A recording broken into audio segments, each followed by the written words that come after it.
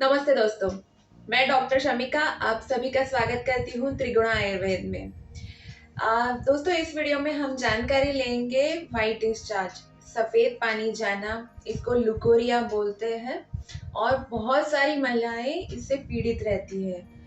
कभी-कभी तो महिलाएं ऐसे बोलती है, जो पेशेंट आती है कि नॉर्मल वाइट डिस्चार्ज होता है। नॉर्मल वाइट डिस्चार्ज कभी भी नहीं रहता है।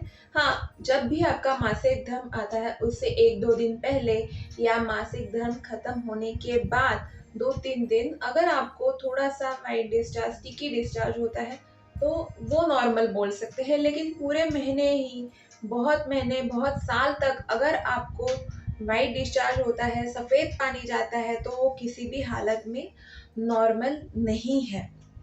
तो ये सब आप दिमाग में डाल लो। इस वजह से क्या-क्या साइड इफ़ेक्ट्स हो सकते हैं?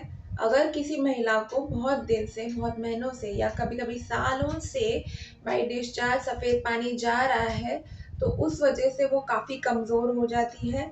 हर बार उनकी कमर में दर्द रहता है, पैरों में दर्द रहता है, थकावट महसूस होती है, वो कोई भी काम उत्साह से नहीं कर सकती है। वो मन से काम करती है, लेकिन शरीर उनका साथ नहीं देता है। उनको हर बार लगता है कि सोते हुए रहें। जहाँ पे वाइट डिस्चार्ज होता है उस भाग में जलन, खुजली, ये सारे लक्षण दिखाई देते हैं। मासिक में उनको और ज़्यादा तकलीफ हो सकती है। मासिक के समय उनको दर्द महसूस हो सकता है, या तभी जलन, या तभी बहुत ज़्यादा खुजली होना, या किसी-किसी महिलाओं को जब वो सेक्सुअल कॉन्टैक्ट रखती है तब जलन या दर्द महसूस होना, ये काफ़ी सारी समस्याएँ उनको फेस करनी पड़ती है। शादी के बाद ही नहीं, शादी से पहले भी बहुत सारी लड़कियों को भी वाइट डिस्चार्ज की तकलीफ़ रहती है। डेली उनको ये डिस्चार्ज होता है, शर्म की वजह से या फिर ऐसी बातें खुलकर अपने माँ से कहे या घर में किसी से वो शेयर करे, ऐसा नहीं होता है। तो काफ़ी दिन से या महीनों से लड़कियों को ये समस्या रहती है। और कभी-कभी तो उनकी जो माँ रहती है, उनको भी लगता है कि नहीं, ये तो कॉमन सी बात है, और इस वजह से वो डॉक्टर के पास जाती भी नहीं है। हुँ। अगर सफ़ेद पानी जाना ये लक्षण है, तो उसमें 2 प्रधान तरीके के सफ़ेद डिस्चार्ज हम बोल सकते हैं। एक तो स्टिकी डिस्चार्ज, जिसमें म्यूकस जैसा या फिर ट्रांसपेरेंट, आप पानी जैसा ही आप बोलोगे, ऐसे डिस्चार्ज रहता है, जिसमें जलन, ये लक्षण प्रधान हो सकता है।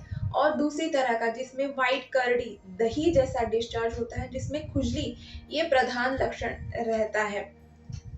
बहुत बार इसको फंगल इन्फेक्शन बोला जाता है। आप किसी भी गायनेकोलॉजिस्ट के पास जाते हो, तो यूरिन इन्फेक्शन या फिर फंगल इन्फेक्शन की वजह से वो आपको, अगर यूरिन इन्फेक्शन बोला तो एंटीबायोटिक्स दे सकते हैं, जिसमें जलन, ऐसे या फिर बार-बार पेशाब के लिए जाना, ये लक्षण हो सकते हैं। या फिर अगर वहाँ पे खुजली बहुत ज़्यादा है और दही जैसा गाढ़ा डिस्चार्ज आपको हो रहा है, तो वो एंटी फंगल ट्रीटमेंट आपको देते हैं, जो दवाइयाँ गोली खाने के लिए भी दे सकते हैं, या फिर वहाँ पे वजाइना में, जो मासिक की जगह है वहाँ पे रखने के लिए कुछ टैबलेट्स, पेसरीज उसको बोलते हैं, वो भी दे सकते हैं। अगर आपका कोई ऑपरेशन हुआ है, बच्चेदानी साफ करवाना या फिर और भी कोई ऑपरेशन हुआ है, उस दौरान भी अगर कोई इन्फेक्शन अंदर इंट्रोड्यूस हो गया, तो वो भी आपको काफ़ी समय से वाइट डिस्चार्ज की समस्या भुगतनी पड़ सकती है। और अगर ये बहुत दिन या बहुत महीनों तक चलती रही, तो उस वजह से आपके गर्भाशय को, बच्चेदानी को अंदर से सूजन आ सकती है, और उस वजह से आपको बहुत कॉम्प्लिकेशन, कैंसर तक हो सकता है। तो कभी भी इसको नेग्लेक्ट मत कीजिए।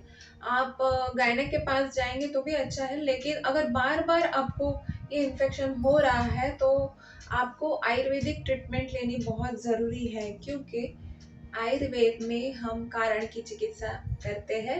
हमेशा मैं बोलती हूँ कि आयुर्वेदिक दवाई खाना, चूर्ण खाना या कोई परहेज़ करना, ये आयुर्वेदिक ट्रीटमेंट नहीं है। हम कारण की चिकित्सा करते हैं। निदानम परिवर्जनम, निदान मतलब कारण, जिस वजह से आपको ये तकलीफ हो रही है, उसका परिवर्जन मतलब उसको त्याग करना, उसको हटाना, यही है जड़ से चिकित्सा और यही है आयुर्वेद। आयुर्वेद एक लाइफ़स्टाइल है। तो जानते हैं कि किस वजह से ये तकलीफ आपको हो सकती है।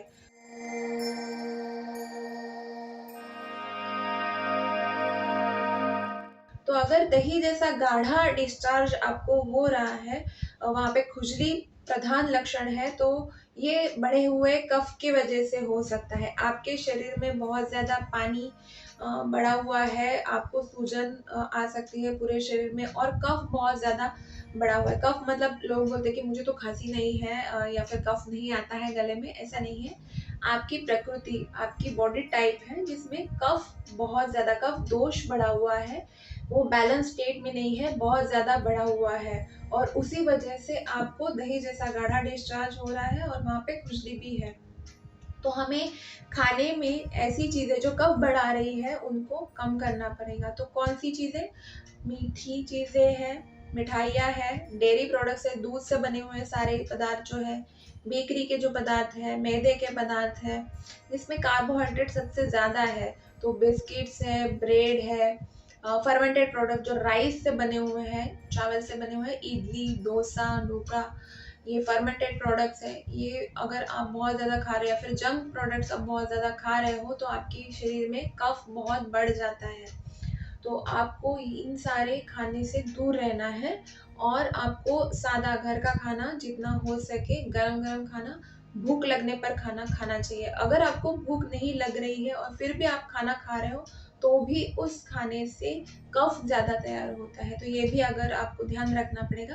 आपको अगर भूख नहीं लग रही है या फिर आपका पेट साफ नहीं हो रहा है, तो पहले आपको उसकी ट्रीटमेंट करवानी पड़ेगी। तभी जाके आपका हाजमा सुधरेगा और जो भी आप खाना खाओगे उससे कफ नहीं बनेगा। अगर आपको ऐसा डिस्चार्ज हो रहा है, तो जैसे मैंने ये बातें बोली उनका परहेज आप रखो, और व्यायाम, कुछ एक्सरसाइज, योगासन, सूर्य नमस्कार है, या फिर पश्चिमोत्तानासन है, भुजंगासन है, ऐसे बहुत सारे जो आसन है, कपालभाति प्राणायाम आप कर सकते हो जिसमें आपका कफ कम होता है। ऐसे सारे एक्सरसाइजेस भी आप कर सकते हो। इसमें दवाइयाँ कौन सी काम करती है? तो कुष्यानुग चूर्ण करके एक बहुत ही फेमस दवाई है, वो आप चूर्ण दिन में 3 बार 1-1 चम्मच ले सकते हो। अशोकारिष्ट है, लोध्रासव है, बोलबद्दरस है, ये सारी दवाइयाँ इसके काफ़ी उपयोगी साबित होती है, वो भी आप ले सकते हैं। लेकिन इससे पहले आप किसी भी आयुर्वेदिक कंसल्टेंट से कंसल्टिंग करवा लीजिए, और आपकी प्रकृति के हिसाब से ये दवाई आप शुरू रख सकते हैं। लोकल अगर ट्रीटमेंट आपको करनी है, तो जैसे बहुत सारे विज्ञापनों में दिखाया जाता है वी वॉश, और काफ़ी सारे वॉशेस निकले हैं। लेकिन अगर घरेलू नुस्खे अगर आप इस्तेमाल करना चाहते हो, तो एलम फिटकरी जो रहती है उसका पानी, उसके पानी से आप वो जगह धो सकते हैं, या फिर त्रिफला का दरदरा चूर्ण, उसका काढ़ा बना के अच्छे से छान के उससे भी आप वो जगह धो सकते हो। तो उसमें भी आपको बहुत इचिंग कम हो जाएगा, और लोकल आपका जो व्हाइट डिस्चार्ज का जो तकलीफ है वो भी कम हो जाएगी। अगर आपको पानी जैसा डिस्चार्ज हो रहा है, बहुत ज़्यादा जलन वहाँ पे हो रही है, तो ये बढ़े हुए पित्त की वजह से हो सकता है। तो आपको जिन चीज़ों से पित्त बढ़ रहा है, बहुत ज़्यादा आप तीखा खा रहे हो, ऑयली, स्पाइसी, ग्रेवी वाला खा रहे हो, तली हुई चीज़ें ज़्यादा खा रहे हो, या फिर सॉल्टी फूड ज़्यादा खा रहे हो, इसके ऊपर ध्यान रखना पड़ेगा। बहुत टाइम आप फास्टिंग कर रहे हो, मतलब भूखे रह रहे हो और खाली पेट आप चाय ज़्यादा पी रहे हो, इस इन बातों से भी आपके शरीर में गर्मी बहुत ज़्यादा बढ़ जाती है, वायु बढ़ जाता है, और इस वजह से भी आपको व्हाइट डिस्चार्ज की तकलीफ हो सकती है। तो ऐसी कंडीशन में आपको रेगुलर इंटरवल पे थोड़ा-थोड़ा खाना खाना चाहिए, और वो भी नरिशिंग फूड, दाल, चावल, सब्ज़ी, रोटी आपकी भूख के हिसाब से आप ले सकते हो। अगर पित्त बढ़ा है तो आप डेयरी प्रोडक्ट्स, उसमें दूध ले सकते हो, और फलों का सेवन भी आप इसमें कर सकते हो।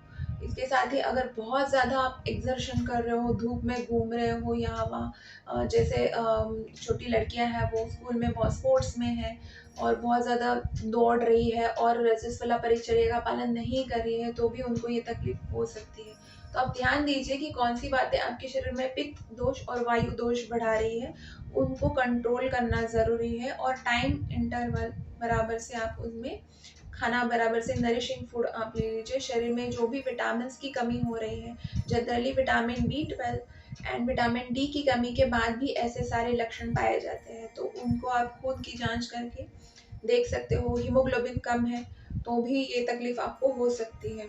घी का इस्तेमाल करें। अगर पित्त की वजह से आपको हो रहा है तो पित्त सबसे अच्छा है कि जो पित्त को भी कम करता है घी, और वायु को भी कम करता है। तो घी और दूध का सेवन ये महिलाएं या फिर ये लड़कियां कर सकती है। औषधि चिकित्सा में कौन सी, ये भी अशोकारिष्ट ले सकते हैं, मूलपत्र रस ले सकते हैं, और नाड़ी मादी घृत है वो सबसे इसमें काफ़ी उपयोगी साबित होता है। शतावरी के टैबलेट्स है, शतावरी का चूर्ण है, आप इसमें ले सकते हो। ये सारी दवाइयाँ मैं जो बता रही हूँ वो आपकी जानकारी के लिए है। आपको खुद को पता नहीं चलेगा कि आपके शरीर में कौन सा दोष बढ़ा हुआ है। जब हम सुनते हैं तो हमें सारे गड़बड़ अपने शरीर में पता लगता है कि हमारे शरीर में ऐसे हो रहा है। तो आप उसके लिए किसी भी आयुर्वेदिक कंसल्टेंट के पास जाके आपकी शरीर की जांच करवा लें, आपकी प्रकृति कौन सी है इसके बारे में जानकारी ले लें, और उसके अनुसार ही आप ये ट्रीटमेंट शुरू करें। अगर आपको कोई पंचकर्मा वो एडवाइस करते हैं, जैसे बस्ती है, योनि धावन है, ऐसी बहुत सारी ट्रीटमेंट इसमें दी जा सकती है, वो भी आप करवा सकते हैं। बहुत ज़्यादा गर्मी है तो आप विरेचन जो पित्त के लिए दिया जाता है वो भी आप ले सकते हो। लेकिन हमेशा मैं बोलती हूँ कि किसी भी आयुर्वेदिक कंसल्टेंट के पास जाओगे तो आपको वो आहार कैसा करना है, विहार कैसा करना है, कौन सी औषधि लेनी है, कौन सा पंचकर्म करवाना है, ऐसी पूरी जानकारी आपके शरीर के हिसाब से, आपका जो प्रोफेशन है, आपकी लाइफस्टाइल है, उसके अनुसार वो एक टेलर मेड आपको करके दे देगा। और यही होगी जड़ से चिकित्सा। तो सिर्फ एंटी फंगल दवाई खाना या फिर एंटीबायोटिक खाना वो आप हर महीने आपको करना पड़ेगा, और उसमें शरीर कमज़ोर हो जाएगा वो अलग से, और वो भी कोई परिपूर्ण चिकित्सा नहीं है। इमरजेंसी में वो आप ले सकते हो, लेकिन अगर आपको जड़ से ठीक होना है तो आपको ये प्रिंसिपल्स जो आयुर्वेद में बताए गए हैं उनको ही फॉलो करना बहुत ज़रूरी है।